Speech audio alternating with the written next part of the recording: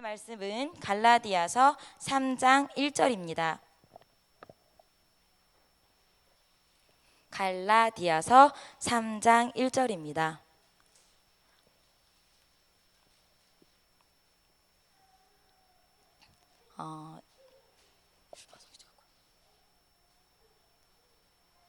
자, 갈라디아서 3장 1절 다 찾으셨으면 우리 한 목소리로 또박또박 읽어보도록 하겠습니다. 시작. 어리석도다 갈라디아 사람들아, 예수 그리스도께서 십자가에 못 박히신 것이 너희 눈앞에 밝히 보이거늘 누가 너희를 꾀더냐. 아멘. 오늘 저는 이 말씀을 가지고 시선이라는 제목으로 말씀을 함께 생각해 보려고 합니다. 제가 오늘 말씀을 준비하면서 오늘 다짐을 했어요. 오늘은 나도 용기를 내어 강대상에 올라가 보리라 했는데 이렇게 가다가 다시 이렇게 바로 직선으로 꺾어서 왔어요. 아직은 강대상이 부담스러운 것 같습니다. 여러분들 저를 다 아시겠지만 그렇게 저를 빤히 보실 필요가 없습니다. 성경책 보시면 됩니다. 제가 요즘에 제 가장 큰 관심사는 다이어트입니다. 앞에 닥친 조금 제가 감당할 수 없는 일이 있어서 다이어트를 해야 되는 상황인데 설교를 매일 하면 정말 다이어트가 아니라 굶어 죽을 것 같습니다. 그래서 오늘 제가 무슨 소리 하는지 저도 잘 모르니까 여러분들 정신 바짝 차리시고 들으시고 혹시라도 말씀에 궁금한 게 있으시다면 절대로 목사님께 물어보지 마시고 저한테 물어보시면 제가 목사님한테 물어봐서 알려드리도록 하겠습니다. 직접 목사님한테 가지만 부탁입니다. 막 이래. 자, 여러분 우리의 신앙생활은 왜 신앙생활이라고 할까요? 신앙생활이라는 것 자체가 예수님을 만났기 때문에 하는 신앙생활입니다. 우리가 우리 주아처럼 하은이처럼 아주 어린 시절부터 교회를 다닌다고 해도 그 아이들이 예수님을 만나지 못하고 예수님을 직접 본 사건이 없다면 그냥 교회 생활이고 종교 생활입니다. 우리가 2000년 전에도 훨씬 전에 2000년 전에 그것도 이 나라가 아닌 다른 나라에서 생긴 십자가의 사건을 우리가 두 눈으로 바라보고 그게 진짜 내 사건으로 와닿고 그게 믿어질 때에 우리가 그때 바로 구원이라는 기적이 우리에게 일어나고 그렇게 시작된 새로운 구원의 삶은 성령으로 말미암아 죄인된 우리가 감히 갈 수 없는 천국으로 인도하는 놀라운 기적의 결과를 낳습니다. 이렇게 우리가 막 예수 그리스도를 직접 바라보고 그 십자가를 경험하고 구원받은 감격이 넘쳐날 때는 천하의 만물이 막 춤을 춰요. 찬양을 해요. 그리고 오늘따라 하늘의 구름이 너무 예쁘고 내가 여태까지 살면서 이런 광경을 봤던가 할 정도로 온 천하만민이 예쁘고 아름답습니다. 그리고 다른 사람들이 이상하다고 생각할 정도로 어때요? 너무너무 기분 좋아서 주체가 안 되죠. 그래서 같이 믿는 사람들도 아직 불이 덜 꺼져서 그래, 불 꺼지면 금방 가라앉을 거야 라고 말할 정도로 감당할 수 없는 기쁨에 사로잡히게 됩니다. 그런데 이러한 구원의 감격이 지속되지 않는다는 데 문제가 있습니다. 누구나 다 경험해보았지만 아마도 제가 생각했을 때 오늘 말씀을 제가 늘 읽으면서 생각한 것은 우리가 십자가를 바라보는 우리의 눈이 우리 눈 사이에 무언가가 끼어들었다고 생각을 했습니다. 여러분 우리가 오늘 읽은 갈라디아의 말씀을 보면은 갈라디아 교회의 사람들도 우리와 똑같은 문제를 만나고 있었던 것 같습니다. 말씀에 보면 갈라디아 사람들아, 예수 그리스도께서 십자가에 못 박히신 것이 너희 눈앞에 밝히 보이거늘 누가 너희를 꾀느냐라고 합니다. 이때 갈라디아 교회에는 막 사람들이 예수 그리스도를 접하고 또 그 사람들로 인해서 성령의 역사가 불같이 일어나고 그 성령으로 뜨거워서 주체를 못하고 교회가 배가 부흥하고 있는데 이 사람들에게 무엇이 찾아왔어요? 율법이 찾아왔어요. 율법이 찾아와서 너희들이 믿는 건 중심이 없다. 율법을 지키고 그 유대인의 유전을 지켜야 너희들이 의로운 사람이고 그 의로운 말미암아 너희들이 구원을 받고 너희들이 천국에 갈 것이다 라고 말하는 율법이 들어왔어요. 그래서 이 사람들이 거기에 어떻게 됩니까? 본문 말씀처럼 꾀임을 받게 됩니다. 그래서 사람들이 기도하고 말씀으로 힘써 모여서 가르치고 떡을 떼던 사람들이 어떻게 돼요? 율법을 배우기 시작하고 율법을 말하기 시작하고 율법을 몸에 채우기 시작합니다. 그래서 결국 십자가에 못 박히신 눈앞에 밝히 보이던 그것을 보지 못하고 다른 곳으로 넘어갑니다. 그래서 바울은 답답한 갈라디아 교인들에게 말합니다. 어리석도다 갈라디아 사람들아, 예수 그리스도께서 십자가에 못 박히신 것이 너희 눈앞에 밝히 보이거늘 누가 너희를 꾀더냐. 갈라디아인들은 그들이 바라보던 십자가 사이에 자신들의 신앙생활이 자신들의 천국과 구원이 부족한 것 같으니까 무언가를 더 끼워 넣었습니다. 무엇을 끼워 넣었어요? 율법이라는, 그리고 유대인의 전통이라는 것들을 끼워 넣었습니다. 그 결과 그들이 보던 십자가에서, 그들이 온전히 바라보던 예수 그리스도의 십자가에서 시선이 조금씩 틀어졌습니다. 여러분들은 어떠십니까? 여러분들은 무엇을 바라보십니까? 예수 그리스도의 십자가만 바라보십니까? 아니면 예수님의 십자가도 바라보십니까? 어렸을 때 저희는 셀로판지가 있었어요. 비닐 같은 거. 그래서 빨강색을 대면 세상이 빨갛게 보이고, 노랑 종이를 대면 노랗게 보이고, 파랑 종이를 대면 파랗게 보이고, 초록 종이를 대면 초록게 보입니다. 근데 노랑과 파랑을 하면 초록으로 보여요. 맞아요? 맞죠? 그렇게 보이는데, 근데 이 네 가지 색깔이 합쳐지면 어떻게 보여요? 까맣게 보여요. 잘 보일 것 같고 여러 가지 색깔이 다 영롱할 것 같은데 오히려 아무 색깔이 안 보여요. 여러분 저한테 집중하지 마시고요. 제가 어디 앉는지 모르겠어요. 네, 자, 여러분들은 어떻게 보십니까? 갈멜산에 지금 이 시간에 기도하러 오신 여러분들은 예수님과 여러분들을 바라보시는 사이에 돈이 끼어있진 않을 거예요. 적어도 세상에 즐거움이 끼어있진 않을 거예요. 적어도. 그런데 우리 눈에도 예수님과 우리 사이에 무언가는 끼어 있습니다. 그것은 여러분들의 상황이 아니라 저의 상황입니다. 그래서 제가 이 시간 제가 느끼는 것들을 여러분들과 함께 나눠보려고 합니다. 사람들은 일단 예수님을 바라볼 때 그냥 제가 색깔은 말한 거예요. 색깔이 크게 의미는 없어요. 예를 들어 노란색으로 예수를 봅니다. 무언가 색깔을 가지고 봐요. 뭐든지 은혜라는 색깔로 십자가와 나 사이에 은혜가 있습니다. 은혜는 우리가 예수님의 십자가를 경험할 때 그 뒤에 있는 것이지 십자가와 나 사이에 있는 게 은혜는 아니거든요. 그래서 사람들이 어떻게 하죠? 은혜로, 뭐든지 은혜로. 되게 거룩하고 아름다운 말이고 모든 관계를 푸는 말인 것 같지만 어떻게 보면 굉장히 무책임한 단어 중에 하나가 은혜가 아닌가 생각합니다.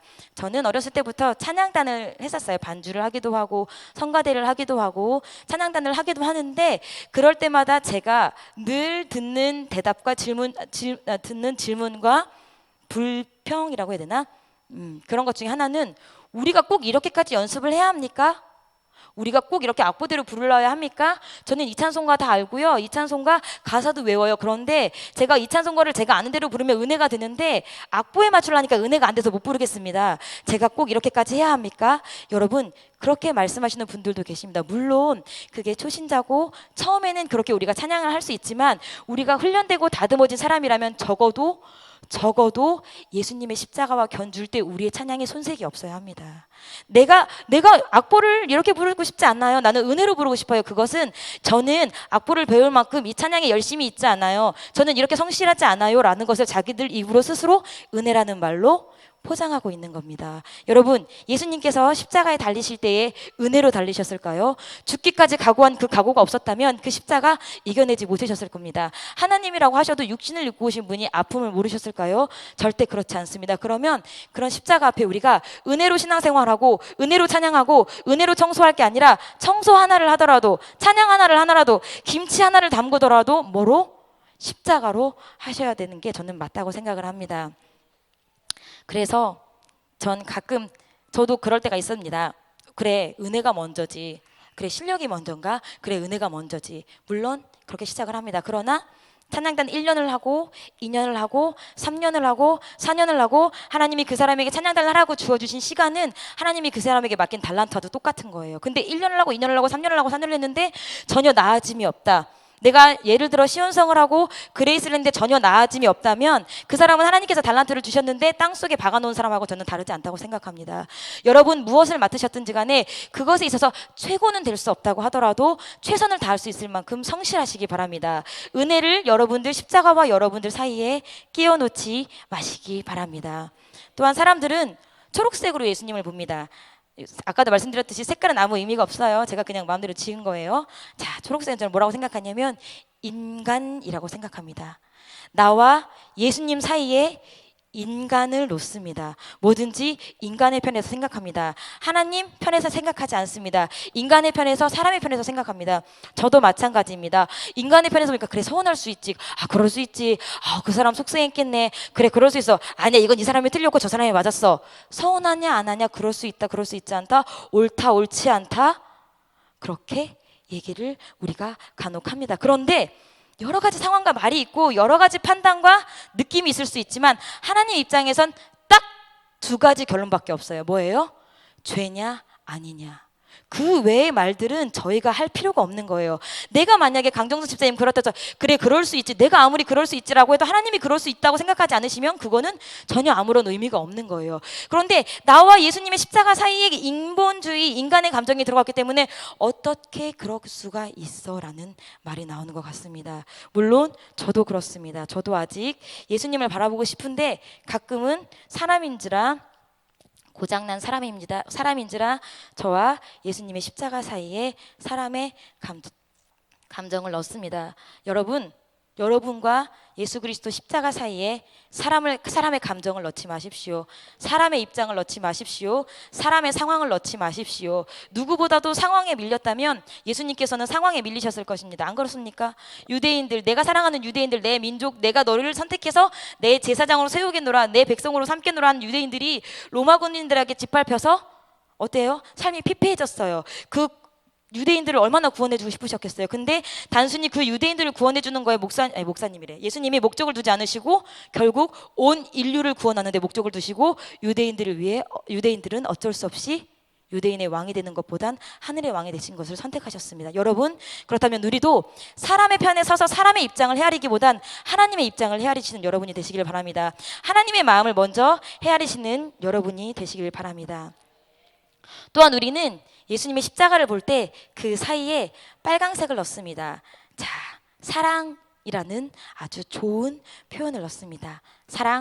사랑의 하나님이시다. 사랑의 하나님이시기에 다 용서하신다. 교회는 사랑이 우선인 곳이니 사랑 말고는 이야기하지 마라. 그래서 죄를 지적하고 목사님이 죄를 말하면 우리 목사님은 사랑이 없어. 그리고 목사님이 어쩌다가 마주쳐도 요즘에 새벽 예배 안 나와. 목사님 내 형편 다 아시면서 진짜 우리 목사님은 사랑이 없어.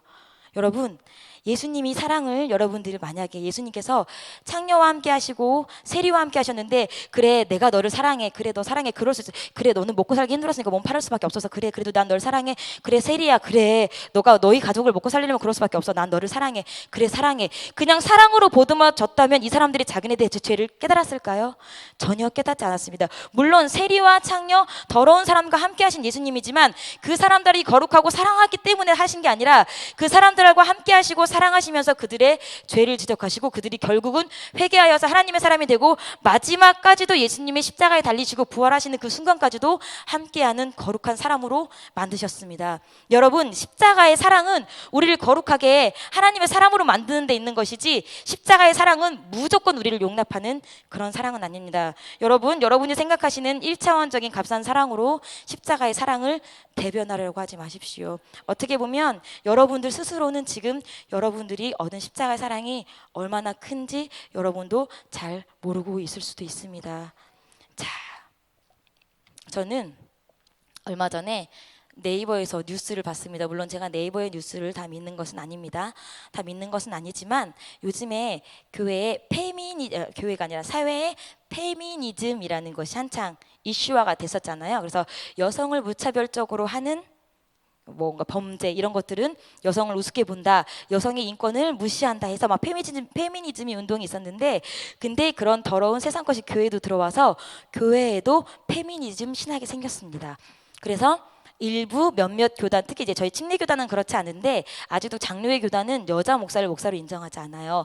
그래서 왜냐하면 제가 생각했을 때도 여자 목사를 인정하지 않는 데는 뭐 권위와 전통도 있을 수 있겠지만 그만한 합당한 이유가 있기 때문에 그렇다고 생각을 하는데, 그런데 이제 페미니즘에서는 뭐라고 얘기를 하냐면 그 사람들은 우리를 하나님의 창조물로 생각하지 않으니까 나는 내가 스스로 목사가 될 거야. 그래서 본인들이 어떻게 합니까? 거기가 어디야? 동대문, 두타 이런 데서 여자 목사들끼리 모여서 남자의 그런 정장을 입고 거기서 직접 예배를 집도하고 성찬식을 나눠줍니다. 길거리에 있는 사람들에게. 왜냐하면 여자 목사도 목사가 될 수 있다라는 페미니즘을 보여준 겁니다.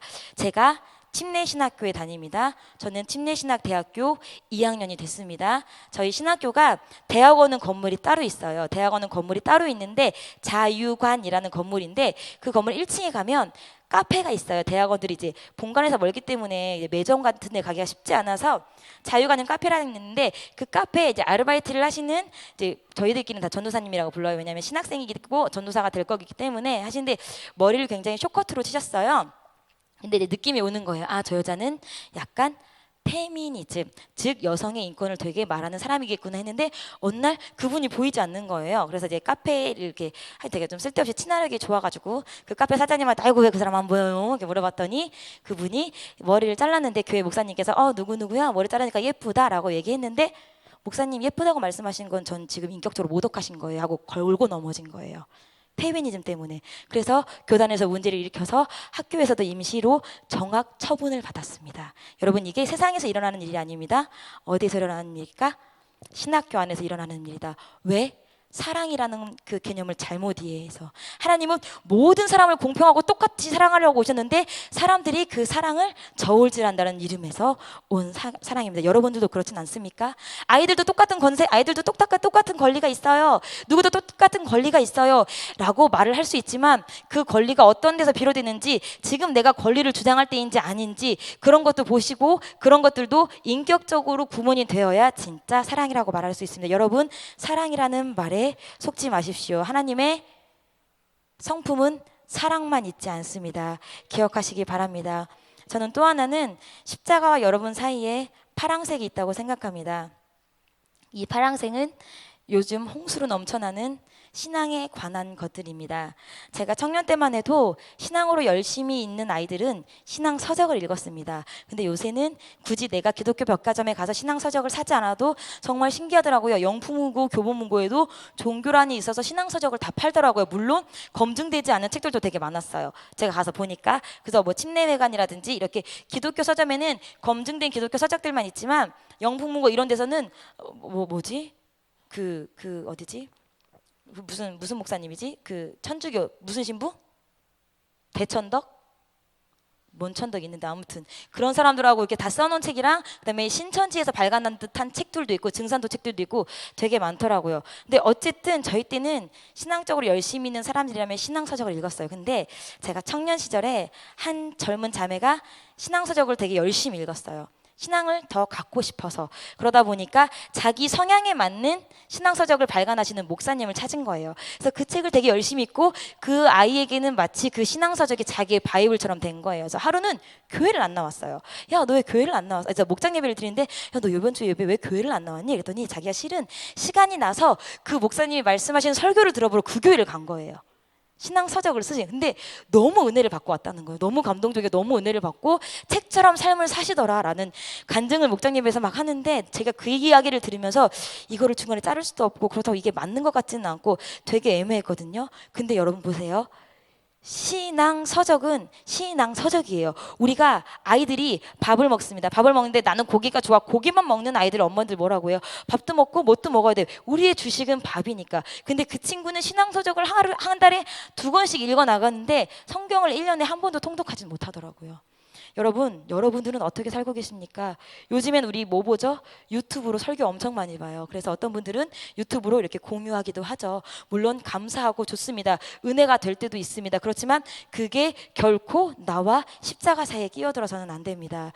참 제가 보니까 예전에는 높은 뜻 승희교회 김동호 목사님이 되게 유명세를 탔었어요. 그래서 젊은 청년들이 높은 뜻 승희교회 김동호 목사님 설교를 굉장히 많이 듣고 조금 성경에 관심이 있다 하시는 분들은 그분 설교를 들었어요. 근데 이것도 유행이 있나 봐요. 그 다음에는 누구 설교, 요새 한동안 누구 설교를 많이 들었어요? 유기성 목사님 설교를 되게 많이 들었어요. 근데 그분들의 설교가 나쁘다고 말씀드리는 게 아니에요. 유기성 목사님의 설교를 들었어요. 근데 요즘엔 또 새롭게 떠오르는 신예가 생겼죠. 박보영 목사님. 요새는 또 젊은 사람들이 박보영 목사님 설교를 많이 들어요. 자, 그러면 제가 한번 생각해 봅시다. 물론 김동호 목사님이든 유기성 목사님이든 박보영 목사님이든 하나님이 세우신 종이고 그분들도 결코 자기의 생각 갖고 사람의 말을 하진 않을 거예요. 하나님의 말씀을 할 거예요. 그런데 나는 누가 좋다, 나는 누가 좋다, 나는 누가 좋다. 결국 무슨 꼴이에요? 나는 아볼로에게서, 나는 베드로에게서, 나는 바울에게서. 그 꼴이에요. 내가 좋은 사람, 나에게 취향에 맞는 사람, 나에게 영적 믿음관이 비슷한 사람을 가지고 우리가 선택하는 거예요. 우리의 취향껏. 근데 여러분 보세요. 정말 세계에 내노라 하는 많은 사람들 중에서 딱 간추려진 40명의 사람들이 정말 몇백 년을 걸쳐서 구구절절하게 만든 최고의 신앙서적이 바로 뭐예요? 성경이에요. 그리고 이 성경을 말하는 이 성경은 누가 말해요? 성경은 성경 그대로 자기 자신이 스스로 말씀해요. 하나님의 말씀이 있고 능력이 있기 때문에 스스로 증거하시는 능력이 있는 책이에요. 누가 말해주지 않으면 모를 수 있는 그런 책이 절대 아니에요. 근데 요즘은 목사님이 말씀하지 않으시면 들으면 안 된다. 우리가 특히 요한계시록은 목사님이 잘 설명해주지 않으시면 우리가 잘못 읽었을 때 잘못 생각하기 쉽다라는 그런 사회가 팽배해서 목사님의 설교들을 여과 없이 받아들이고 있습니다. 예전에 저는 그 시대를 살지 않았지만 중세 시대에는 교역자, 그러니까 교회에서 직분을 맡은 사람 말고는 성경을 읽고 해석할 수 있는 권한이 없었어요. 그래서 라틴어로 되어 있고 라틴어 성경을 자국어로 번역하면 다 이단 처형을 해서 싸그리 다 죽였어요. 왜? 자기네들만 읽고 가르쳐야지 다른 사람은 알면 안 돼서. 근데 요새는 교권에서 그렇게 강요하지 않지만 성도님들이 그렇게 생각하시는 것 같아요. 목사님 말씀은 다 맞겠지. 우리가 괜히 어설프게 성경 보면 잘못될 수도 있어. 잘못 해석할 수도 있어. 목사님 말씀이 맞겠지. 여러분 우리 담임 목사님도 강단에서 계속 말씀하시지만 목사가 맞는 게 아니라 성경이 맞는 겁니다. 여러분들과 그리스도의 십자가 사이에 신앙서적 유튜브 끼워놓지 마시기 바랍니다. 여러분은 오늘 무엇을 보고 사셨습니까? 혹시 여러분들이 우리 아이 엄마들 내가 아이를 믿음으로 키운다는 명목하에 나와 그리스도라는 1:1 관계 사이에 아이가 들어있지는 않습니까? 혹시 우리 남편분들 내가 열심히 벌어서 돈 벌어다 주면 이거 가지고 우리 가족이 먹고 살고 우리 교회에 헌금하고 신앙생활 잘하겠지 하는 마음으로 나와 그리스도의 1:1 관계 안에 가족이 끼어있지는 않습니까? 여러분 또 내가 봐야 할 십자가는 못 보고 다른 성도의 허물을 보고 있던가, 내가 봐야 할 십자가 대신 다른 성도의 부족함을 보고 또 아니면 나보다 더 잘난 다른 성도의 모습을 보고 이런저런 마음으로 감정이 복잡해져서 십자가를 보지 못하고 계시지는 않으십니까? 여러분은 여러분의 시선을 예수 그리스도에게만 고정시키셨으면 좋겠습니다. 아까 제가 서두에도 말씀드렸듯이 내가 무언가를 색다르게 잘 보려고 여러 가지 색깔을 끼워 넣으면 결국 아무것도 안 보여요. 아무것도 안 보인 채 우리가 절대로 신앙생활을 할 수는 없습니다. 여러분의 시선을 예수 그리스도 이외의 다른 것으로 돌리려고 하는 사람은 정말 경계하십시오. 그리고 또 하나 경계해야 될 대상이 여러분들의 시선을 예수 그리스도가 아닌 다른 것으로 돌리게 하는 여러분들의 속사람을 경계하시기 바랍니다. 스스로를 조심하시기 바랍니다. 오늘 여러분이 생각하시는 신앙생활이, 오늘 여러분이 지금 하고 있는 기도생활, 말씀생활이 진짜 주를 위한 일인지, 진짜 내가 십자가가 투명하게 보이는 일인지 이 시간 여러분 십자가를 통해서 바라보시는 은혜가 있길 바랍니다. 여러분의 시선은 지금 어디를 바라보고 있습니까? 이 기도 시간에 예수님의 십자가 앞에서 정직한 기도, 성실한 기도, 승리하는 기도하시길 정말 주님의 이름으로 축복합니다. 우리 이 시간 다 함께 기도할 텐데요. 말씀을 듣고 여러분들이 혹시라도 마음에 조금이라도 내가 이런 부분은 좀 부족했구나 하시는 부분이 있다면 그런 부분들은 회개하시고 또 실천해 보실 것 있다면 강하게 결단하셔서 실천해 보시고, 그리고 목사님 안 계신 동안 우리 교회에 안전하도록 더러운 것이 틈타지 못하도록 기도해 주시고, 부산에 계신 목사님을 위해서도 기도해 주시고, 그리고 이 나라 이 민족 진짜 정말 어떻게 될지 모르는 위기의 순간에 있는데 위기의 순간 주님께서 해결해 달라고 우리 이 시간 이 여러 가지 기도 제목을 가지고 또 각자의 기도 제목을 가지고 주여 3번 부르짖고 함께 기도하고 돌아가시겠습니다.